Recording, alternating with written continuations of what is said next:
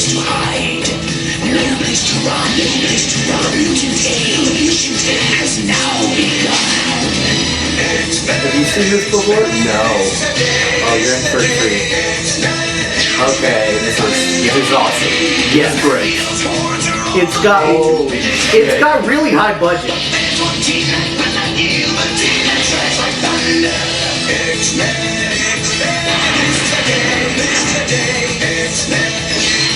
Oh my god.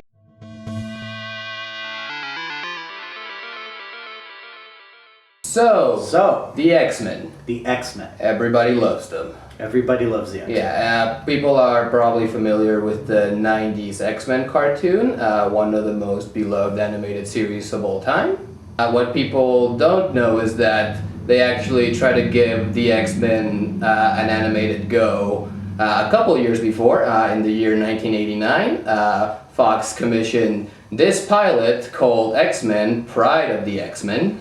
Yes. PRYDE, P-R-Y-D-E, as a pun on Kitty Pryde's name, yes. I'm assuming? Yes, because she's the focus character. She's the dumb kid that doesn't know what's going on. PRYDE of the X-Men was a pilot, and it did get picked up, and when nobody wanted to turn it into a show, they just made it a direct-to-DVD sort of movie thing. Mm-hmm. I had this growing up, and before you get to the feature, there's a brief thing on the tape where Spider-Man tells you to register to vote. If you think superheroes like me can fight all your battles for you, think again.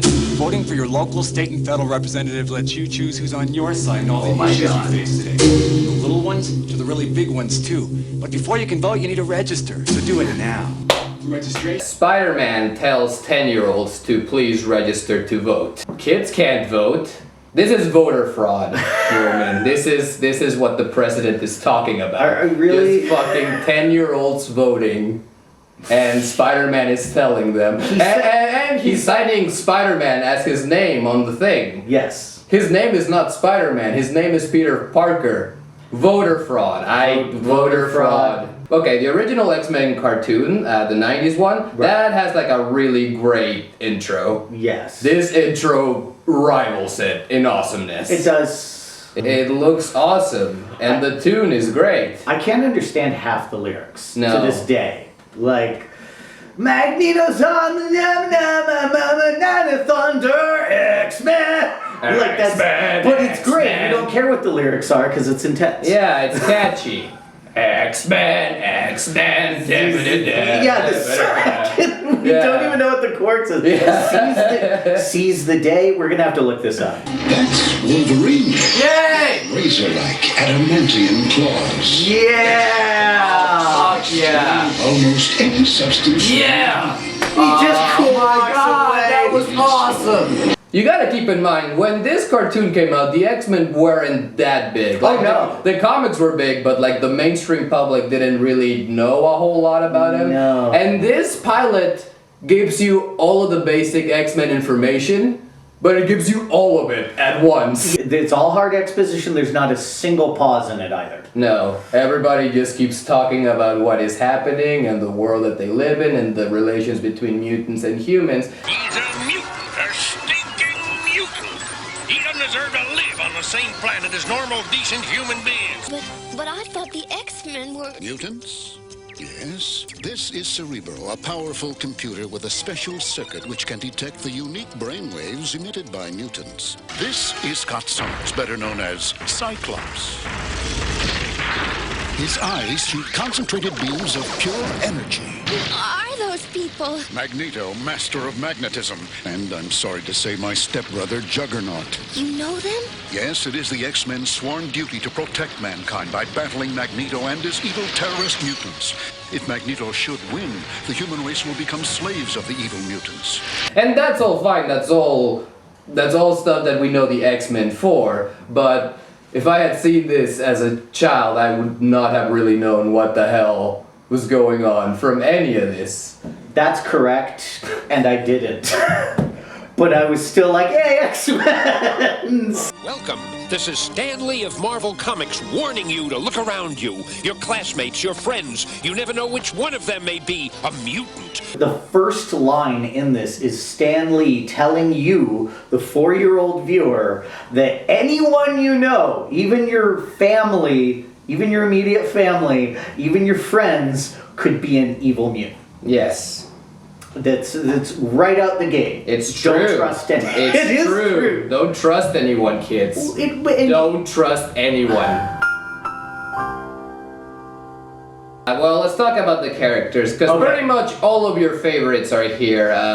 Cyclops, Storm, Professor X, Nightcrawler, Colossus, a lady whose name I don't remember. Dazzler. Everyone loves Dazzler. Nobody loves Dazzler. Nobody loves Dazzler, no. There's Magneto, Juggernaut, Toad, Pyro, Blob, and last but certainly not least, first actually, Australian Wolverine. Australian Wolverine is a gift. Australian Wolverine is the best thing about this thing. Welcome her. Wait, she's not joining the X-Men, is she? She's just a kid. Extremely Australian Wolverine. Love it. We have to talk about how this is pretty much foreshadowing in life. Right. Because Wolverine went on to be played by Australian actor Hugh Jackman. That's a cool thing. Not a lot of people know that. Yeah. That this was Hugh Jackman's first starring role. This was Hugh Jackman. He recorded the lines in his regular speaking voice. That's how Hugh Jackman talks. Don't worry about us, Dingo. I'll make sure we can. Let's talk about Nightcrawler. Nightcrawler made me so uncomfortable throughout this whole thing. What a lovely vision you are. Please allow me. Professor? He is hitting on 14-year-old Kitty Pryde, and it is gross. It is so gross. Yeah. I really think that they were aiming for, like, oh, he's trying to be really friendly, and she's just afraid of him because he looks like a demon. But the people writing it had a creepy idea of what's just friendly. Kitty! No! Get away from me! I have the same reaction to him. Yeah, I know, right? Nothing to do with his appearance. He's just a creeper. We gotta talk about the dragon. Yes. Lockheed is a little dragon. He breathes fire, he's got tiny wings. He's there on asteroid M. Yeah, the episode starts and Lockheed is Magneto's pet. And Magneto fucking hates Lockheed. Magneto, let's be clear, Magneto fucking punches Lockheed in this so many times. The X-Men. Yeah! Oh, that was great. I forgot how much he hits poor little Lockheed. It's so random too. Yeah. And it's not even the focus. Magneto will be talking about something totally different and getting mad about the plot, and then he'll just go poof.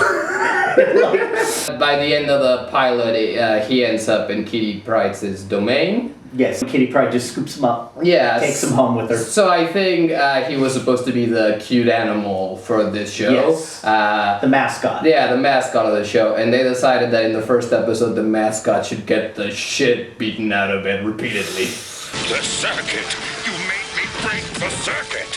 Now nothing can change the comet's course.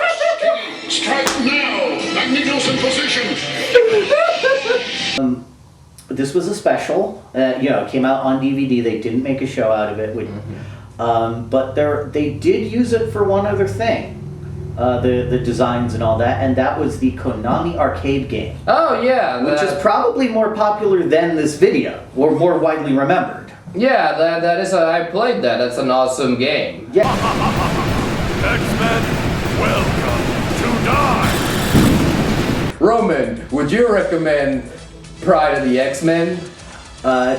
Full disclosure, I saw this when I was 4. I loved it.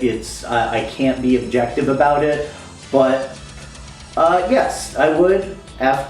Even after the recent look, it's a great little watch. It goes by really fast because it's so compressed, and it's fun. I guess I mostly agree. Like I said, if you don't know anything about X-Men, then there's no reason to watch this. Yeah, you're right. But if you do know about the X-Men and you're a big fan, this is like an interesting little thing that exists. It has good animation. The characters are pretty good in it. It's probably on Amazon. Get the VHS tape or watch it on YouTube. Whatever. Yeah. Yes. Agreed. Recommended for fans. Recommended for fans. I think we're done here. Is there anything else that we left out? Anything else to talk about? We could talk about Dazzler. She was a Goodbye!